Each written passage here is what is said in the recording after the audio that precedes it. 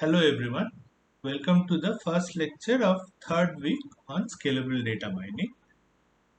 Today's lecture is going to be on deep learning frameworks. We have seen that in the last one decade there has been a huge explosion in deep learning applications. Okay, so what is it that has brought about this extreme improvement in the performance of deep learning application?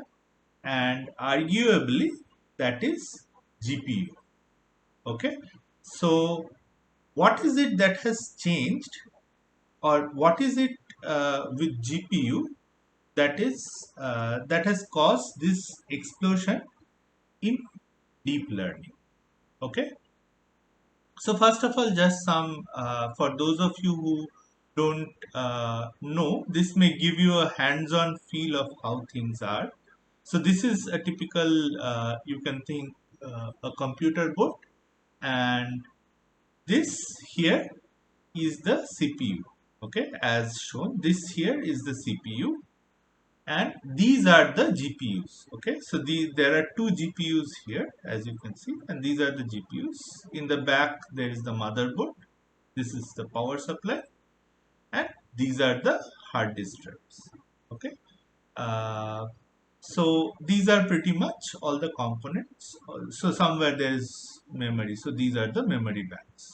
Okay. So these are the components of your typical desktop computer, or a typical low-end server. Okay.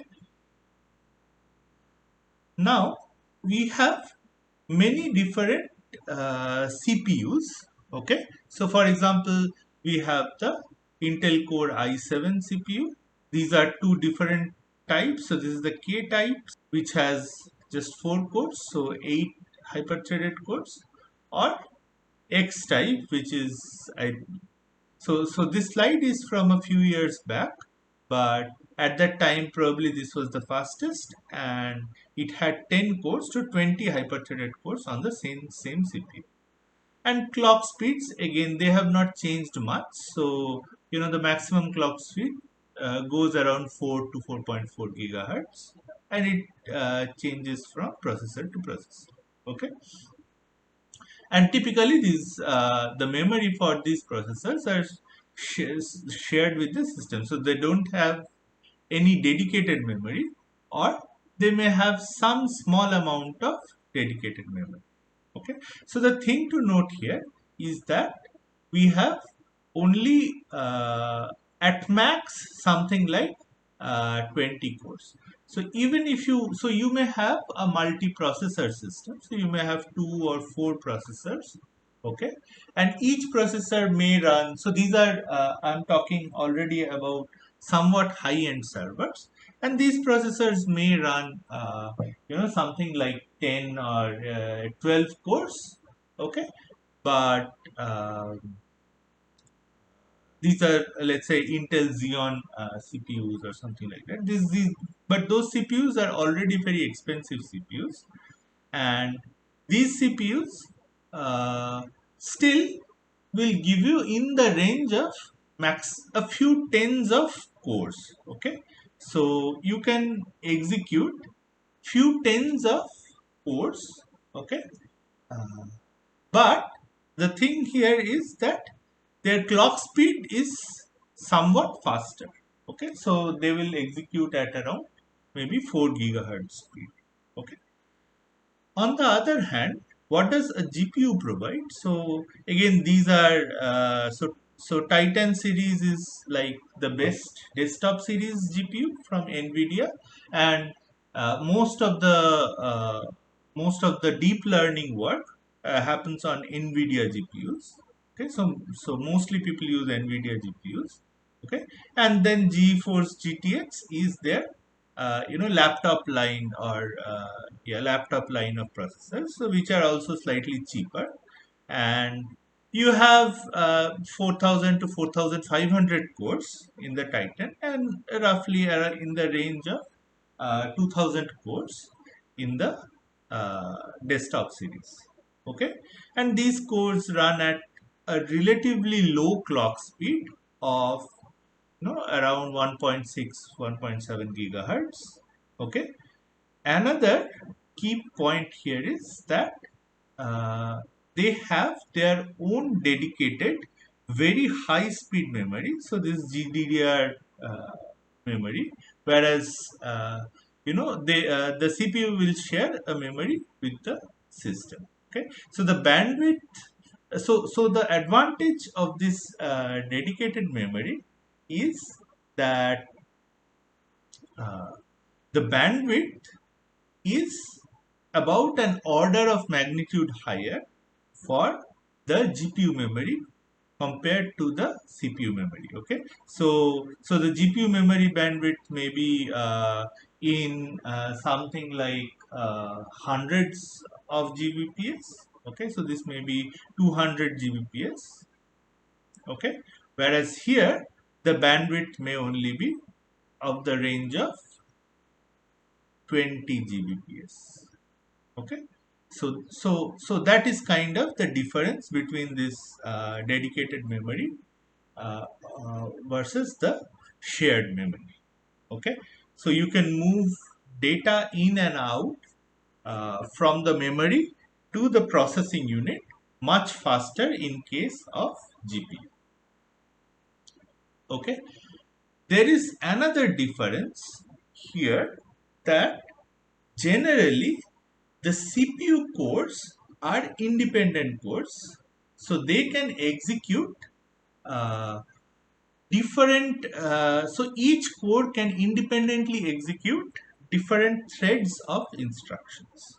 Okay, whereas GPU cores are what is called SIMD core, so single instruction multiple data core, SIMD cores. Okay, so what this means is that these cores, they execute the same instruction on multiple data.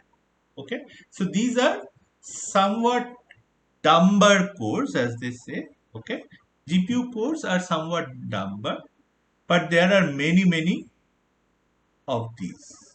Okay, so there are thousands of these, whereas here you will get maximum 100 cores. Even 100 cores is difficult to get, so you will get of the order of maybe 32 cores. In a very high end system you will get 32 cores. So that is the difference. Okay, uh, so this very high number of core count means that you can execute some embarrassingly parallel systems or embarrassingly parallel tasks very fast. Okay, what does embarrassingly parallel mean? So embarrassingly parallel means that each of these so there are many tasks which uh, can all be executed in parallel independently of each other. So an example of this is, let's say, matrix multiplication. Okay, where you have one matrix and you have another matrix, and you have to multiply each row of this matrix with each column of this matrix to get an entry. So this is a embarrassingly parallel task, because each row here can be multiplied with each column here in parallel, and the results don't depend on, for example, how this row is multiplied with another column or another row is multiplied with another column. Okay, so suppose the dimension of this matrix is, let's say, 1000 cross 1000. Okay, and same here, so the resultant matrix will also be 1000 cross 1000. Now this resultant, so this basically means that there are 1 million embarrassingly parallel jobs which needs to be run. Okay, so this means, so you can understand that running this using a GPU will take about 1000 clock cycles. Okay, assuming that each multiplication takes one clock cycle. If not, you just multiply by the time it takes to multiply one vector with the other. Whereas here, since you have only, let's say, something like 30 threads, you basically need to get something like 20 or 30,000 clock cycles to execute the same thing on a CPU. Okay, so this is 1000 versus 30,000. Okay, so there is a 30x improvement here.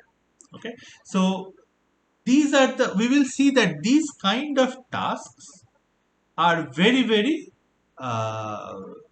important for some of the deep learning applications.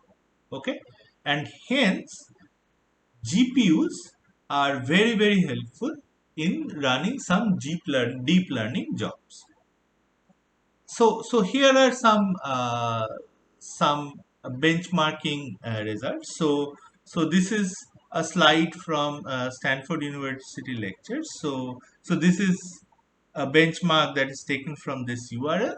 Okay, and the author basically ran these networks. These are standard networks used in computer vision: VGG 16, VGG 19, ResNet 18, ResNet 50, and ResNet 200.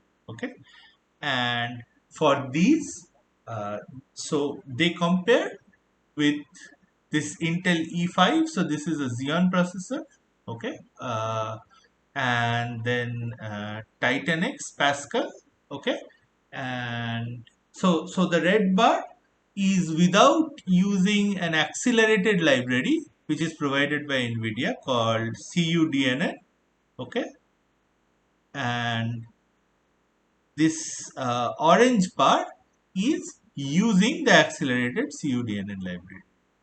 And you see that the CPU is much, much slower than this one, and there is a 66x improvement in performance here. So you can see for each of these there is roughly of the order of 70x improvement between the between the CPU process and the optimized GPU process.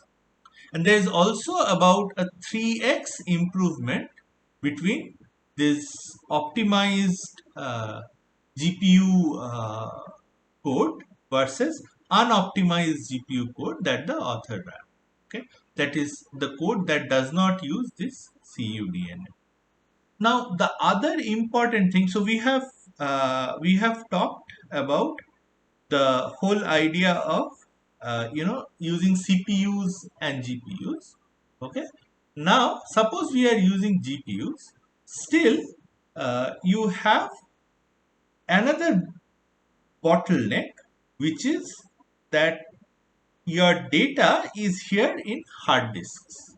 Okay, so this data needs to be copied to uh, the GPU memory, or these data needs to be fed to the GPU if you are training the model on GPU, or it needs to be fed to the CPU if you are training the model on CPU, and that might sometimes become a bottleneck. Okay, uh, in that case, uh, there are many solutions. So one solution is to use, either read all the data to RAM if it is possible. If you have a lot of memory, you can use some kind of buffering mechanism to read the data to the RAM, and sort of even before in parallel to executing it on GPU. Okay. Another solution can be that you can use a faster hard disk, something like a solid state drive, and yeah, you can use multiple CPU threads to prefetch the data. Okay, so uh, you can fetch the data onto RAM in a separate thread, and then execute the training process in other threads, maybe on CPU or on GPU. Okay, so let us go into a specific case of uh, TensorFlow. Okay, so you all must have heard about TensorFlow. So it's a deep learning framework. So what does TensorFlow do, or what does TensorFlow provide to use a system like the one that I have just described, where you have a certain CPU and a certain GPU, to run the code. Okay, so the key idea behind TensorFlow is to express a numeric computation as a graph. Okay, so we will see how this graph is formed. Okay, so the nodes of these graphs are operations. Okay, so operations could be something like addition, subtraction. Yeah. So operations could have any number of inputs and outputs. Okay, so this is another. Okay, now edges of these graphs are data. Okay, so remember we talked about in Spark the concept of data flow graph. Okay, where the nodes of the graph were data. Okay, and basically uh, the operations or the dependency between data in terms of operations was stored in the form of edges. Okay, here the idea is that the nodes themselves are operations. So this is more focused on the computation. You can think that the nodes themselves are operations, and these operations share data with each other. Okay, and that data is the edge between the operations. Okay, and in case of TensorFlow, this data is transferred through what are called tensors. Okay, so what are tensors? So tensors are just multi-dimensional arrays. So just like you have a matrix, okay, so you can have an array which is a one-dimensional tensor. Okay, so you can have an array, okay, which is a one-dimensional tensor.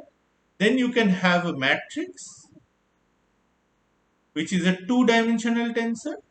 Okay, so here the dimension means how many indices you need, okay, to get an element. So here you need just one index ai. Okay, here you need two indices aij. In case of a general tensor, you have a multidimensional array. Okay, it's difficult to visualize. So this is a three-dimensional tensor, you can think, okay, where you have indices of the form I1, I2, and In. Okay, so any any element of a ND array or n-dimensional tensor, okay, is going to be addressed like this. So this is what tensors mean. Okay, so let us look at an example of a data flow graph which is created by TensorFlow. Okay, so so sorry, not data flow graph, but TensorFlow graph. Okay, or a computational graph as it is called. Okay, so here again, uh, what is so in general, the output of a computational graph is going to be a computation. Okay, so for example, this is the computation that is going to be performed. So what is the computation here? Computation is that you have a matrix W, you have a vector X, and you have another vector B. So you are going to multiply W with X. Okay, so this is a matrix vector product which will yield another vector, and then you add this vector to the vector B. Okay, this is also sometimes called a linear model in case of machine learning, where X is a variable and W and B are parameters. Okay. Uh, so so so this is like a linear model, and this is an activation function. Okay, so this linear model is passed through an activation function in the parlance of neural networks or in the parlance of deep learning. Okay, and that produces the output H. Okay, so how does this graph look? Okay, so you have three input nodes corresponding to three data: W, X, and B. Okay, and then the first computation node is this matmul operation. Okay, so it takes W and X and outputs W times X. The second node is the add operation, which takes the output of the first operation and this input B, okay, and produces the output. Note that each of these edges are essentially the tensor. So here it is a two-dimensional tensor, that is an array. Okay, this edge denotes the two-dimensional tensor called W. Okay, this edge denotes the one-dimensional tensor or the vector called X. Okay, and then this denotes again the vector or the one-dimensional tensor, which is W times X. Okay, and that is added to B. So this node uh, basically transfers Wx plus B, okay, which is passed through ReLU, and the output of that is H. Okay, so output of this is going to be H. Okay, so how does TensorFlow build this graph? Okay, so typically, so we will describe these terms in detail later, but TensorFlow basically has two types of constructs. One is a variable and one is a placeholder. Okay, so W and B, which are parameters of our model, are initialized or are declared as TensorFlow variable. Okay, so and then it is so B is initialized as a 100-dimensional zero vector. Okay, and W is initialized as a 784 cross 100-dimensional uniform random vector. Okay, between -1 to 1. Okay, uh, so these initializations also set the dimensions of these tensors. Okay, and the placeholder is like a tensor which need not be initialized. So you just need to provide its type, which in this case is float32. Okay, and then uh, and its shape, which in this case again is 1 cross 784. Okay, so you multiply X into W. Okay, so you use tf.matmul, which is the matrix multiplication operation. Okay, to multiply X into W, it creates a 1 cross 100-dimensional vector, and B is already a 1 cross 100-dimensional vector, and this plus is basically vector addition, and then finally that gets passed through the ReLU to produce H. Okay, so this is how TensorFlow creates the graph. Now, once a graph is created, okay, in TensorFlow, it is executed using what is called a session. Okay, so a session is like a particular execution of a TensorFlow graph. Okay, uh, so this means that basically this execution needs to be done on a device. Okay, so the device could be either a CPU or a GPU. So a session basically starts executing the graph with a particular device. Okay, so from the machine learning point of view or from the deep learning point of view, what we have done here is, so far we have built a graph using variables and placeholders. So these are TensorFlow constructs. Both of these are tensors. Okay, so both of these are tensors.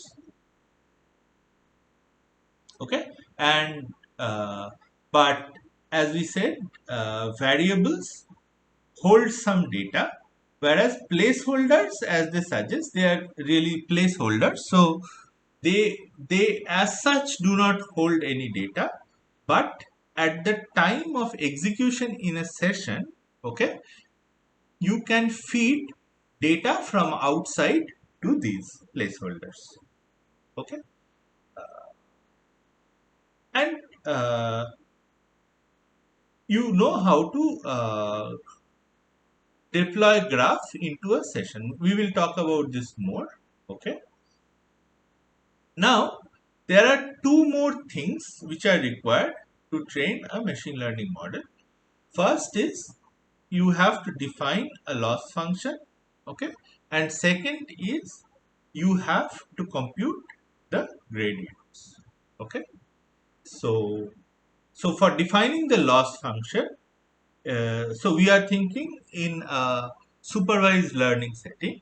So then you need to provide the labels. So remember, in here your x are now the features. Okay, so x are the features. Okay, and you need to have label. Okay, so your label is now again 100 cross 10. Okay, okay, so 10 is, let's say, the number of classes. Okay, and again the labels are of size of type float 32. So these are basically so you can think of this as a 0 1 as a one hot representation. Okay, of uh, of the classes, of 10 classes, one corresponding to each of the 100 inputs. Okay, and then you need a loss function. So here we have defined what is called the cross entropy loss function. Uh, so so the cross entropy loss function is basically, you can think of it as the log likelihood of a multinomial model with uh, you know the label and the data x. Okay, so suppose your prediction is is the age vector that we defined earlier. So this is the output of the neural network. Then your loss function can be something like this. You multiply the prediction, the log of the prediction with the label. Okay, now since this is one hot, so it is just going to take the prediction of the log of the prediction of the actual output, and then this reduce sum operation just adds it. But since most of the labels all of the labels except one is going to be 0, so this is really just taking the log of the prediction corresponding to the label. So negative of that is the cross entropy loss.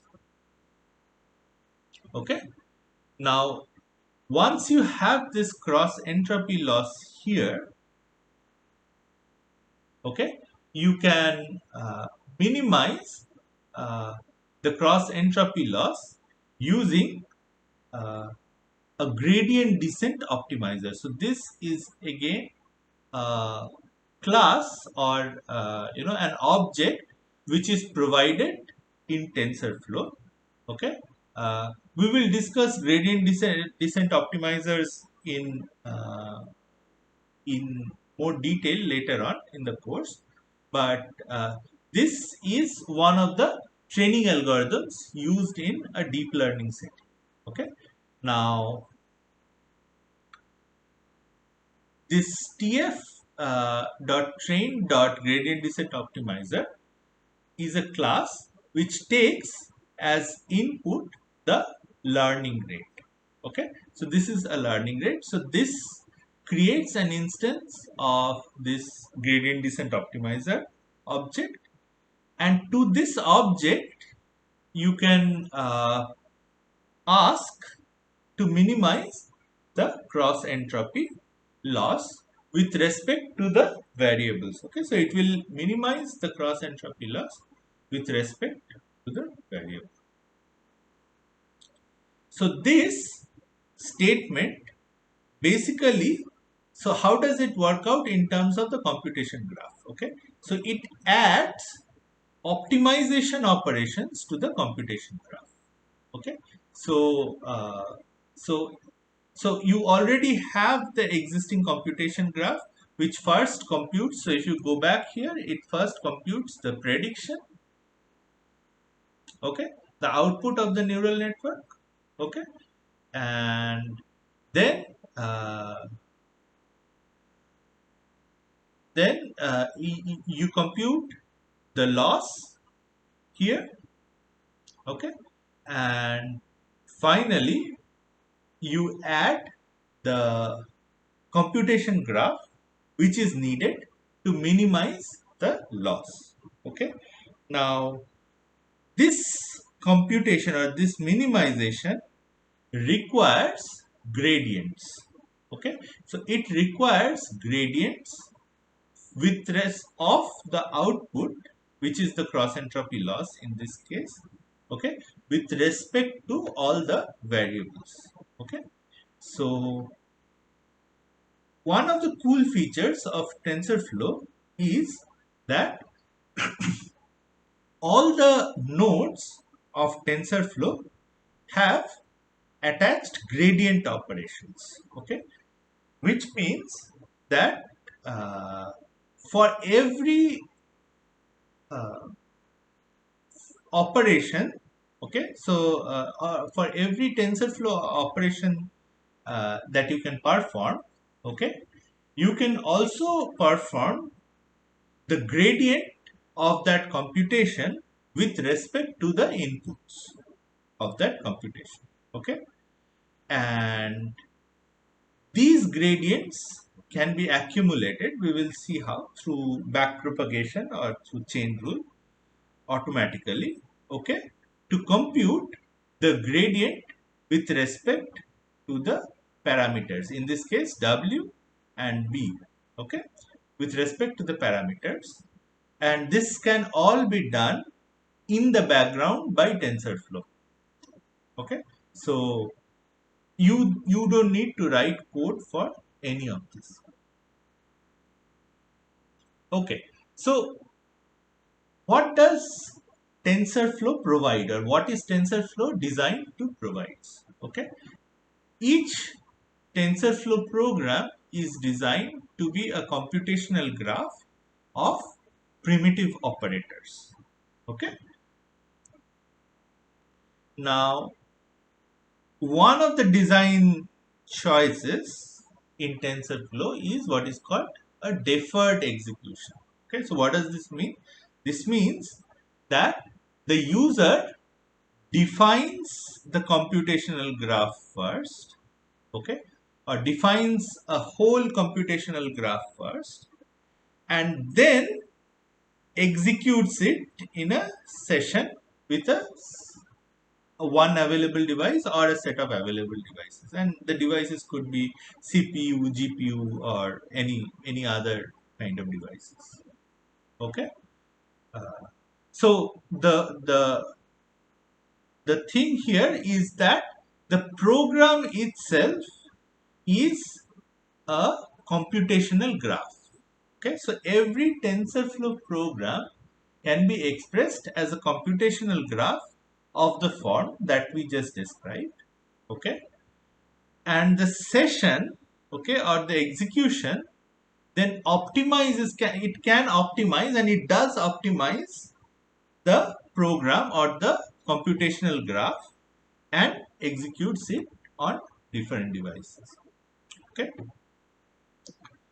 Now another important uh, advantage to the user is a common abstraction for heterogeneous accelerators. Okay, so so you could be running a TensorFlow computational graph on a GPU or on a CPU or on a TPU. There are TPUs, or on some kind of like uh, for example, you can run TensorFlow on a Raspberry Pi and things like this. Okay, so how does this work? Okay, so the back at the back end, TensorFlow implements these kernels for each of the operations. Okay, so kernels for each of the operation and each of the devices. So the kernel for matrix multiplication on CPU will be very different for compared to the kernel for matrix multiplication on GPU. So these are optimized C++ code which are provided with TensorFlow. Okay, it allocates the memory for each of the devices. Okay, it TensorFlow has a scheme of allocating memory for input to outputs. Okay, and then it has buffers to transfer the data to and from the memory of the device. Okay, so so in case of CPU, uh, this is the same as the the system memory or the RAM, but in case of GPU, one needs to transfer the data from CPU memory to GPU memory, and TensorFlow provides efficient operations for that. Okay, so because TensorFlow provides all of this in the background, okay, you as a user can have this common abstraction, which is a TensorFlow program, okay, and then run it on many different devices which are very heterogeneous. Okay, so this is an additional thing that you note that the TensorFlow computational graph is a static graph. Okay, so you have a graph and then you need to execute.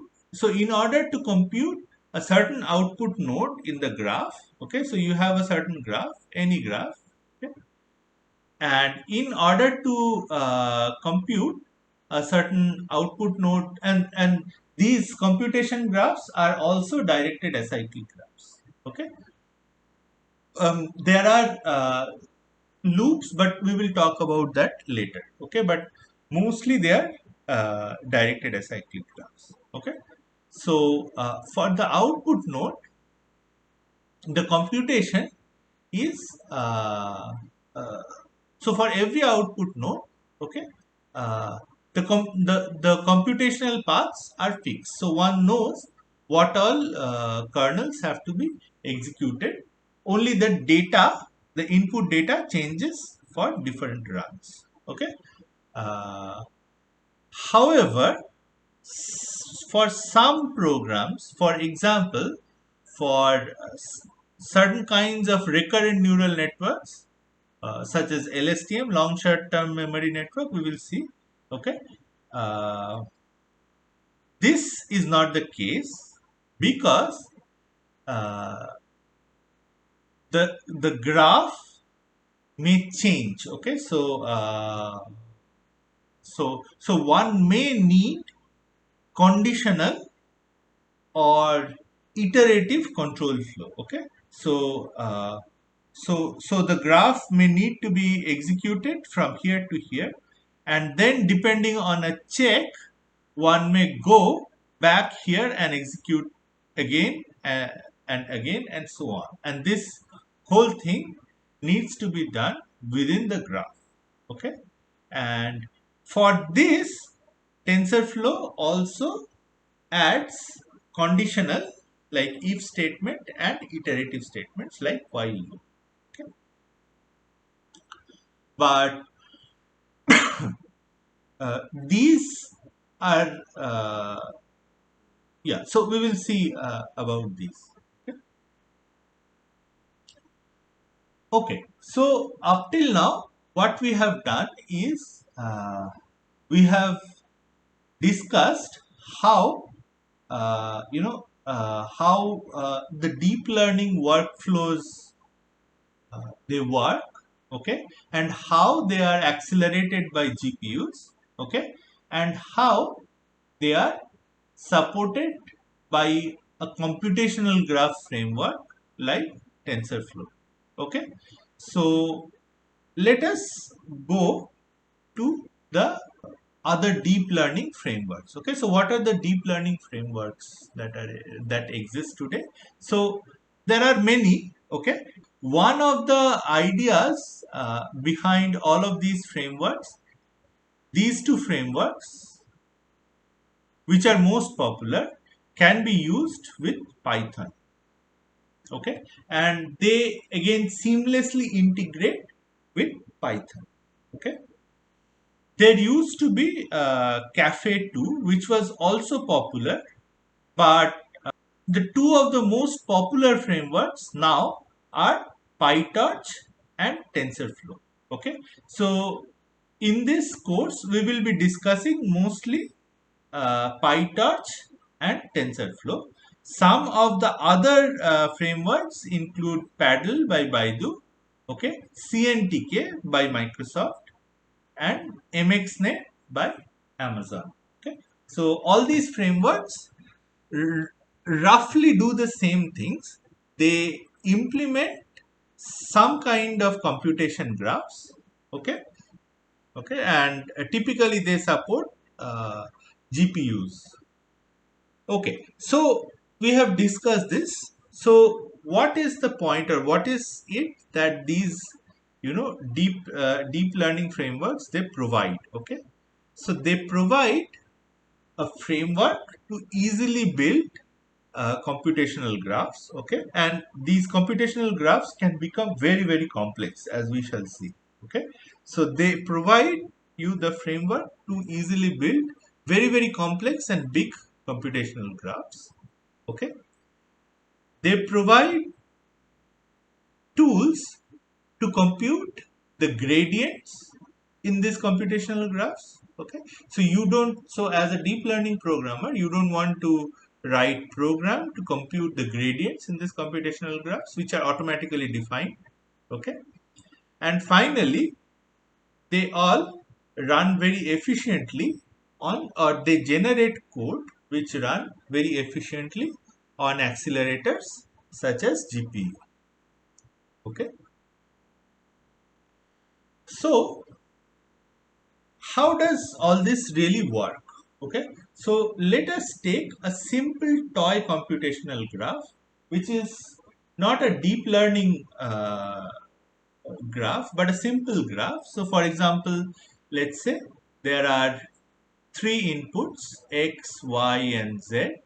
Okay, so and here uh, for those of you who know Python, okay, uh, this, so we will discuss this using a simple NumPy program. Okay, so NumPy, for those of you who don't know, is data analytics slash scientific computation framework, okay, or numerical computation framework, you can think, in Python, which supports basically all these computations. So even though NumPy just supports the computation operations, okay, you can think of a NumPy program also as a computation graph, okay.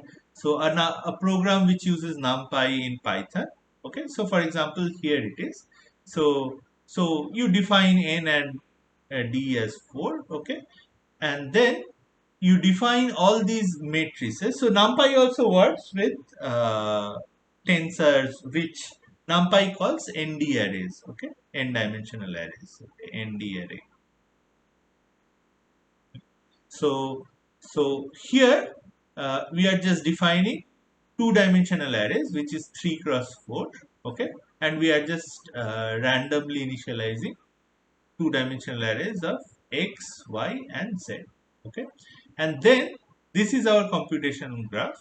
So we are computing x times y, okay, so x star y, and here note that this is not a matrix multiplication but a element wise multiplication, okay. So yeah, okay, so it just multiplies every element of x with the corresponding element of y, okay. Now this is again element wise addition, okay, and finally this sum actually adds up all the elements of uh, this uh, B to actually compute the final output C. Okay, so this is what the graph is showing. First an element wise multiplication, then an element wise addition, okay, and then the result is fed through a summation operation, which is finally the output. So you can see it naturally follows a computation graph model where, you know, again the edge, so edges are kind of shown here in this round, okay. So the edges are basically again n-dimensional arrays or data, okay. Now you can also just hand code. So NumPy does not have the automatic gradient generation, but you can just hand code the gradient generation. So for example, grad of C will just be 1, okay, because this is just the output mode, okay. Now grad of B will be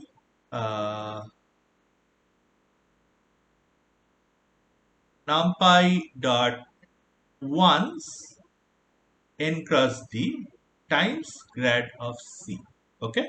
So note that basically this is computed at this computational node, okay.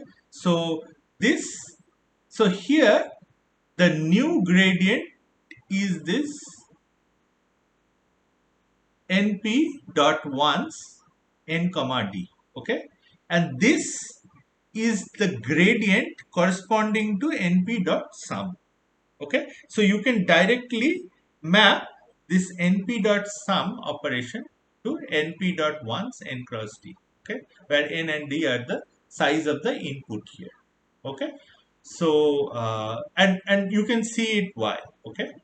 And what this product is doing is it is basically implementing the chain rule, okay. So it is saying if you know you have, let's say, a is equal to f1 of b and b is equal to f2 of c, and you want the gradient of a with respect to c, this is nothing but, so this is like del of a del of c is nothing but del of a del of B times del of B del of C, and this is just F1 dash, and this is just F2 dash. So these F's are the operations and F dashes are the gradients. Okay, and you can directly compute the gradient from the operation. Similarly, for example, for the operation of summation, okay, you can just copy the gradient, okay, because it's just summation. So grad of A, okay, for this data is just grad of B dot copy, and similarly grad of Z. So for summation, it's a copy for both of the nodes, okay, and then grad of X, okay, which is corresponding to this element wise multiplication operation, is just grad of A times this y, so the other input, okay, and similarly grad of y is grad of A times x. This is because of the multiplication, so you are just, your gradient gets multiplied by the coefficient, okay.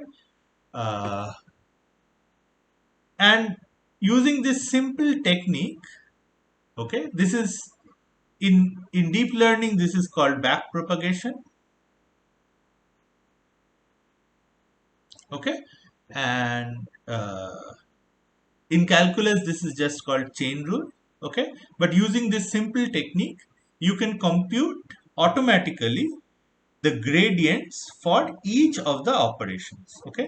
And so this is the this is one of the core functionalities provided by a deep learning package, okay. Now this computational graph has been created using NumPy. Now what are the problems? The problems is it can't run on a GPU, okay. NumPy is optimized only for CPU, and you can't compute or it can't automatically compute the gradients, okay. So these are the problems, and these problems are solved by the TensorFlow, okay. So here is a TensorFlow computational graph. You define three placeholders, okay, and this is basically the TensorFlow program which can basically be executed, okay.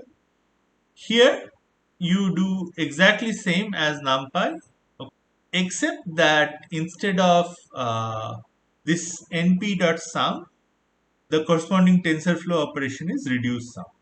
Okay, so this reduce sum just adds up every element. Now, once you have defined the same computational graph using TensorFlow, that is TensorFlow placeholders and TensorFlow operations, okay, you can just write a statement like this. So this tf.gradients is again a TensorFlow operation, or this is a TensorFlow function, okay, which adds all the operations necessary to compute the gradient of this TensorFlow node, or this node computational graph node C, with respect to the inputs x, y and z. So up till this, so you define the computation graph, okay. So let me see, yeah, so this is the portion which defines the computation graph. This is the statement where you ask TensorFlow to compute the gradients. Here you can use this with device statement to assign a device to a computation graph. So in this particular case, you are assigning the device CPU colon 0, so the default CPU for this computation graph. Okay, you can just change it to GPU colon 0 to assign the first GPU to the computation graph. Okay, and finally, in this portion, okay, you create the session to execute this computation graph. Okay, so with tf.session, okay, this function call creates a session and stores it in the variable ses. Okay, and then you create this random value. So this is not even a TensorFlow statement. So this is just a Python statement. This is using NumPy to create x, y, and z, three random NumPy arrays. Okay, and then you call ses.run, okay, to run the computation graph. Okay, now in order to run a computation graph in a session, you provide two sets of things. The first are the fetches, okay, and second are the feeds. Okay, so you can think of any computation graph as input, so inputs and outputs. Okay, so in this case, the outputs are C. So outputs are also called fetches, and inputs are called feeds. Okay, and in this case, the outputs are C, and then gradient with respect to x, gradient with respect to y, and gradient with respect to z. Okay, so these are the outputs. Okay, and the feeds are x, y, and z. Okay, and for the feeds, you need to provide the NumPy arrays, which will actually feed the data to the feed. Okay, and your fetches will be copied to the output of the ses.run. Okay, and then you can copy it back to a local Python variable. Okay, so how is this thing achieved in PyTorch? So we will go into detail of PyTorch shortly. Okay, but roughly speaking, okay, uh, PyTorch again has this concept of a variable. Variable is similar to uh, a TensorFlow variable. Okay, uh, okay. So and variables are again used to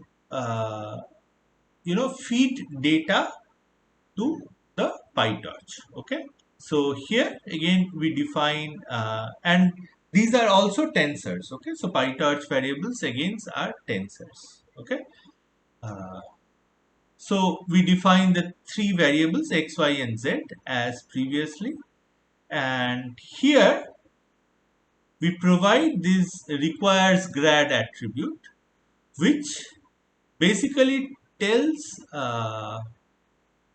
PyTorch that it needs to automatically compute the gradient of the output with respect to this variable x. Okay, then these are exactly same. In fact, uh, you just call torch.sum to add up all the elements of p. Now once you have this node, okay, these are all tensors. So remember all variables are tensors, and then after you perform these operations, you get tensors. So C is a tensor, okay, and now you can call C dot backward, okay, to compute the gradients of the output C with respect to all the variables. Okay, so this does the backward propagation through the entire graph. Okay, and whichever variable has requires grad true will have the gradient of C with respect to that variable. Okay, and then you can just get the gradient using x dot grad dot data. Okay, so for each of the variables you can just get the gradient using this column. Okay, uh, yeah, so you define variables to start building the computation graph. Forward pass looks just like numpy, so yeah, and then C dot backward computes all the gradients. So now you can just call this dot CUDA. Okay, so dot CUDA basically casts every variable, okay, into its so it just stores the variable in the GPU, okay, and then basically all the subsequent variables will also be configured to be stored and executed on a GPU, okay, and basically all these tensors will be available in the GPU memory. So this is how uh, PyTorch allows you to execute programs in GPU. Okay, so here are the three sets of programs side by side, okay, which build basically the same computation graph.